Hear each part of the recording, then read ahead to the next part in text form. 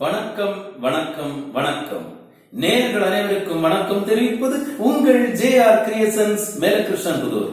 நேயர்களே, வருமுன் காப்பது நல்லது. அதாவது prevention is better than cure ன்னு சொல்லுவாங்க.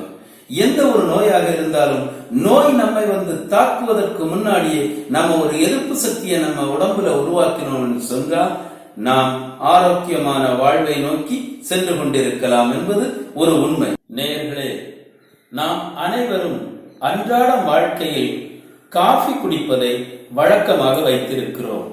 குடிக்கின்ற காஃபி நம்முடைய உடலை கெடுக்கின்ற காஃபியாக அமையாமல் நோய் நம்மை தாக்கினாலும் அதை எதிர்க்கின்ற காஃபியாக அமைய வேண்டும் என்பதுதான் எங்கள் ஜேஆர் கிரியேஷன்ஸின் ஒரு வேண்டுகோள். அதன் அடிப்படையில் தான் இங்கே இந்த பயனுள்ள ஒரு வீடியோவை உங்களுக்கு நாங்கள் பரிசாக சமர்ப்பிக்கிறோம். நேயர்களே, நாங்கள் இங்கே தரப்போகின்ற வீடியோவை நீங்கள் பார்த்து இதை நீங்கள் லைக் பண்ணுங்க, எல்லோருக்கும் ஷேர் பண்ணுங்க, அதே மாதிரி நீங்க சப்ஸ்கிரைப் பண்ணுங்க. ஏனென்று சொன்னால் இதனுடைய பயன் அப்படி. சளி தொல்லை இருக்கக்கூடியவர்கள் கண்டிப்பாக நாங்கள் இந்த கொடுக்கின்ற இந்த வீடியோவை பார்த்து இந்த பொருளை தயார் செய்து வாழ்க்கையில் நீங்கள் அன்றாடம் நீங்கள் பயன்படுத்தி வந்தால் நிச்சயமாக சளி தொல்லையிலிருந்து நீங்கள் விடுபட முடியும் என்பது நாங்கள் அனுபவ ரீதியாக கண்டுபிடித்த உண்மை. நேயர்களே, இதற்கு முன்னாடி நாங்க நிறைய கொரோனா சம்பந்தமான விழிப்புணர்வு பாடல்களை கொடுத்திருக்கிறோம். நீங்கள் எல்லோருமே அதை பார்த்திருப்பீர்கள். பார்க்காதவர்களுக்கு இப்போ நாங்க ஸ்கிரீன்ல இங்க கொடுக்கிறோம், நீங்க பார்த்து கொள்ளுங்கள். ஓகே, இப்போது வாங்க நாம நம்ம வீடியோவுக்குள்ள போகலாம்.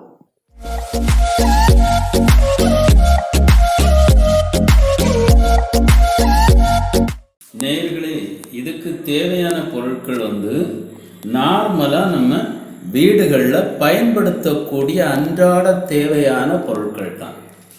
எக்ஸாம்பிள், ஒரு பொருள் தன்யான்னு சொல்லுவோம், அதாவது பச்சை கொத்தமல்லி. இது ஒரு பொருள். பச்சை கொத்தமல்லி ஒரு 50 கிராம் எடுத்து ஒரு இடத்துல தனியாக வச்சுக்கிடுங்க. அடுத்த பொருள் என்னன்னு சொன்னால் நல்ல மிளகு, அதாவது மிளகுன்னு சொல்லுவோம், நல்ல மிளகு. நல்ல மிளகு ஒரு 10 கிராம் அளவு எடுத்து அதையும் ஒரு இடத்துல தனியாக வச்சுக்கிடுங்க. இப்போ 50 கிராம் அந்த பச்சை கொத்தமல்லி, அடுத்தது 10 கிராம் இந்த நல்ல மிளகு. இதுக்கு அடுத்த பொருள் சீரகம். நேயர்களே, நம்முடைய உடலை சீராக்கக்கூடிய தன்மையை கொண்ட பொருள் என்னதுனால தான் இதனுடைய பெயர் நாம சீரகம்னு சொல்லி வச்சிருக்கோம். இந்த சீரகம் இதுவும் ஒரு 30 கிராம் எடுத்துக்கிடுங்க. இது மூணாவது பொருள், 30 கிராம் சீரகம். இதுக்கு அடுத்த பொருள் துளசி இலை. இந்த துளசி இலையை பொறுத்த வரைக்கும் 2 வகை இருக்கு. ஒன்று ராமர் துளசி, இன்னொன்று கிருஷ்ணர் துளசி. அதாவது கிருஷ்ணர் துளசி கருந்துளசி. நாம இங்க எடுக்கிறது இந்த கருந்துளசி தான். இந்த கருந்துளசி இலையை நீங்க நிழலில் உலர்த்தி எடுக்க வேண்டும். வெயில்ல உலர்த்தாம நிழல்ல அதை காய வச்சு சரியா நீங்க பதப்படுத்தி அந்த இலையை எடுத்துக்கிடுங்க.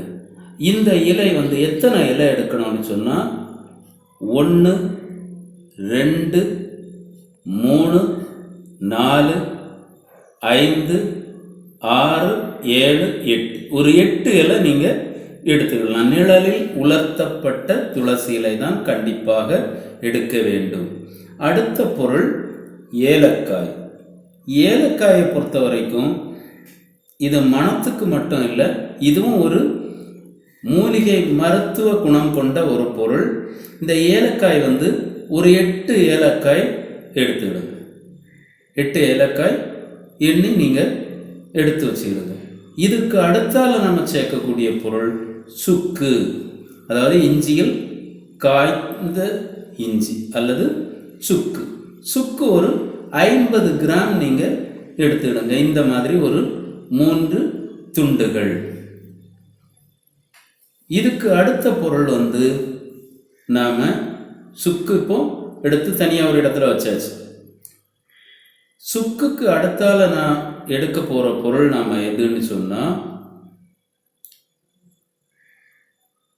அதிமதுரத்தூள், அதாவது அதிமதுரத்தூள். இது மூலிகை, நாட்டு மூலிகைகள் விற்கக்கூடிய கடையில் இது கிடைக்குது. நார்மலாக இது 50 கிராம் பாக்கெட் பொடி நமக்கு 35 ரூபாய் வருது. அதை வாங்கி வச்சுட்டு இதில் ஒரு கரண்டி எடுங்க. இது பொதுவாகவே சின்ன பிள்ளைங்களுக்கு தொண்டையில் உள்ள சளியை போக்குறதுக்கு அதிமதுர கட்டையை உரசி கொடுப்பாங்க. அதனால இது சளியை அகற்றக்கூடிய மிக முக்கியமான ஒரு பொருள் அதிமதுரம். அதனுடைய தூள் நமக்கு பொடியாகவே கிடைக்குது. இந்த இவ்வளவு பொருட்கள், அதாவது 7 பொருட்கள் தான் நமக்கு இப்போ காப்பி பொடி செய்கிறதுக்கு தேவையான பொருட்கள். நேயர்களே, நாம் எடுத்திருக்கக்கூடிய பொருட்களிலே கடினமான பொருள் இந்த சுக்கு. அதனால் இந்த சுக்கை நம்ம டைரெக்டாக பொடிக்க முடியாது. இதை முதல்ல ஒரு உரல்ல வச்சு இதை சதைக்கிறோம்.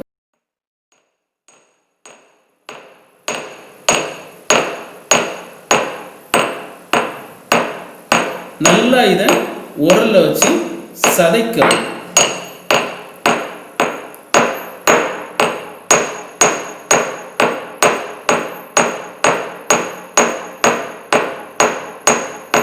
இந்த மாதிரி சதைச்சதுக்கு அப்புறம் இப்போ இது இனிமேல் நம்ம இந்த மிக்ஸி ஜாரில் போட்டு பொடிச்சா பொடிப்படும்.